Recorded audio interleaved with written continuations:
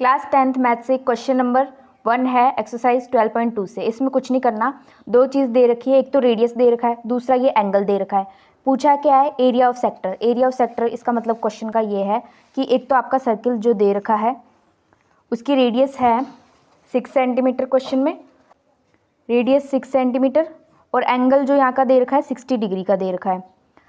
Area कौन सा वाला पूछा है, ये वाला एरिया पूछा है माइनर सेक्टर का। ये जो अंदर वाला छोटा वाला ही होता है माइनर सेक्टर होता है, ये वाला मेजर सेक्टर होता है और ये वाला माइनर सेक्टर होता है। तो इसका एरिया पूछा है क्या होगा। इसके लिए फॉर्मूला होता है थीटा अपॉन 360 डिग्री और पाई आर स्क्वायर। ये तो सर्किल का फॉर्मूला होता है। मतलब इस फॉर्मूले का मतलब ये निकलता है कि पूरे जो सर्किल का फॉर्मूला है ना, पूरे सर्किल का एरिया का फॉर्मूला क्या रहता है, पाई आर स्क्वायर रहता है।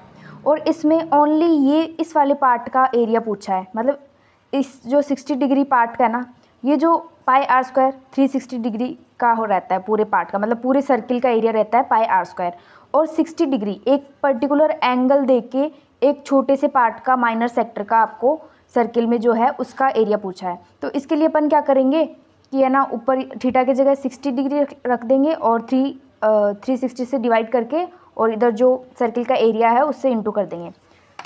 इसको सॉल्व करने के लिए थीटा जो दे रखा है अपने पास, एंगल क्वेश्चन में 60 डिग्री है, नीचे 360 डिग्री इंटू पाई की वैल्यू होती है 22/7 रख लेंगे। क्वेश्चन में नहीं दे रखी तो ये वाली इजी पड़ती है रखने में।